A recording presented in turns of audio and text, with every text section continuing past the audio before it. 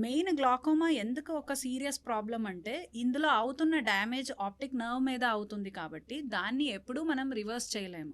ఒక్కసారి తగ్గిపోయిన చూపుని మనం ఏమి చేసినా, సర్జరీ చేసినా కూడా అది మళ్ళీ రాదు. సో, మెయిన్ గ్లాకోమా ఉంది అనేది తెలుసుకుంటే, అప్పుడు ప్రెషర్ తగ్గించుకోవడానికి చాలా వరకు ట్రీట్మెంట్ ఆప్షన్స్ అనేది ఉంది.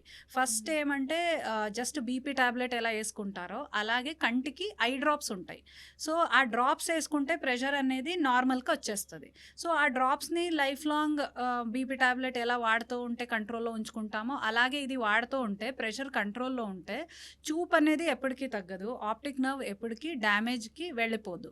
సో, ఇది ఎలా అంటే అర్లీగా మనం డిటెక్ట్ చేసుకొని జస్ట్ డ్రాప్స్ ద్వారానే కంట్రోల్‌లో ఈజీగా ఉంచుకోవచ్చు. హుహు. బట్ దీన్ని మనం నెగ్లెక్ట్ చేసి డ్రాప్స్ వాడకుండా, లేదంటే కరెక్ట్‌గా చెకప్ చేసుకోకుండా ఉంటే, అది చూపు మొత్తం వెళ్ళిపోయే స్టేజ్‌కి వెళ్ళే ఛాన్సెస్ ఉంటది.